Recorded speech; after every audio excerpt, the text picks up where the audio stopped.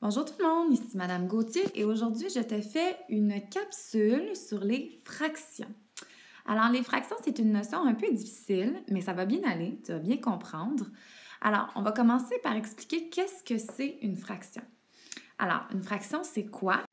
C'est un nombre qui représente une partie. Alors c'est comme si on te disait qu'on avait séparé quelque chose et la fraction, c'est le nombre qui représente les parties séparées. Alors, je t'ai mis un exemple ici. Alors, je t'ai mis le nombre, la fraction 1 sur 2. Alors, la fraction est toujours représentée par un chiffre ou un nombre en haut et un chiffre ou un nombre en bas. Ils ont des noms, ces chiffres ou ces nombres-là. Alors, la partie du haut s'appelle le numérateur et la partie du bas s'appelle le dénominateur.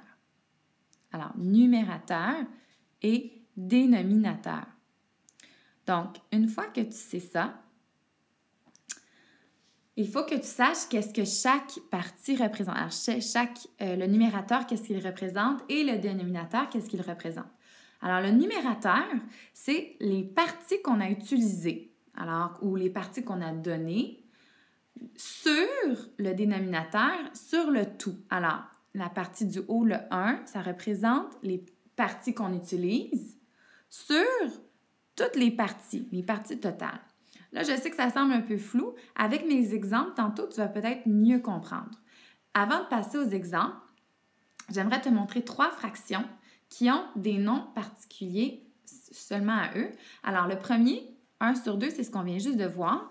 En fait, on appelle ça une demi. Alors, on parle de demi. Ensuite, le deuxième, 1 sur 3, c'est en fait des tiers. Alors, on parle de 1 tiers. Et finalement, le dernier, c'est 1 sur 4, mais en fait, on appelle ça un quart. Donc, des demi, des tiers et des quarts. Alors, maintenant que tu sais ça, maintenant, on peut voir un peu nos exemples en bas. Maintenant, dans une fraction, quelque chose est toujours divisé en parties égales. Alors, tout le temps, c'est tout le temps divisé en parties égales. Il n'y a pas de parties pas égales dans une fraction. Donc, si je prends mon exemple de ma pizza, je vais la diviser par exemple, en 4 parties égales parce que nous sommes 4, on est 4 amis, on veut diviser ça en 4 parties égales. Alors, par exemple, donc là, ici, j'ai mes 4 pointes de pizza qui sont égales. Donc, la fraction qui représente ma pizza, c'est 4 pointes qui n'ont pas été touchées, n'ont pas été mangées, sur 4 pointes parce que j'ai 4 pointes au total. Donc, j'ai 4 pointes sur mes 4 pointes qui sont existantes. OK?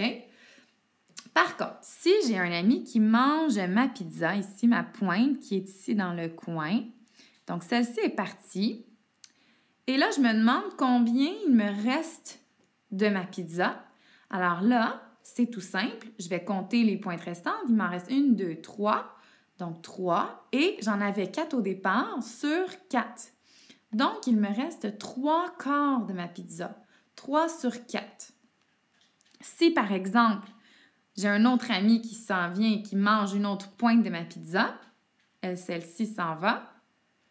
Alors là, si je me demande combien de morceaux il me reste, bien, il me reste 2 pointes sur mes 4 qui sont déjà là, qui étaient là avant. Donc, 2 sur 4. Donc, j'ai 2 parties sur mes 4 parties du début qui sont encore là. OK? Et ainsi de suite. Ainsi de suite. Voilà, pardon. Donc, ça, c'est pour la pizza. Mais on peut aussi faire la même chose avec plusieurs objets. Donc, ça, c'est un tout qu'on a coupé en plusieurs morceaux. Mais on peut aussi le faire avec des objets, plein de différents objets. OK? Une collection, on appelle ça. Alors ici, j'ai 6 framboises. Donc, même chose que tantôt, j'en ai 6. Ça, c'est mon tout. OK? Donc, au total, j'ai 6 framboises et ils n'ont pas été touchés, donc 6 sur 6. Par contre, si j'ai quelqu'un qui vient manger une de mes framboises, alors, il va me rester 1, 2, 3, 4, 5 framboises sur mes 6 du départ. Donc, 5 sur 6. Si j'ai quelqu'un qui s'en vient et qui vient manger encore 2 de mes framboises, alors, il va me rester 1, 2, 3 framboises sur ma collection de 6 que j'avais au début. Donc, 3 sur 6. Et c'est tout simple comme ça, les fractions. Donc, il y a 2 façons de faire des fractions.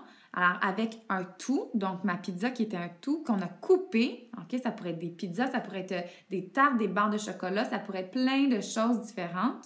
Donc, ma pizza que j'ai dû couper, alors je l'ai coupée moi-même avec mon crayon. Ou bien, je peux aussi le faire avec une collection qui est une série d'objets que je dois répartir ou que je dois diviser moi-même. OK?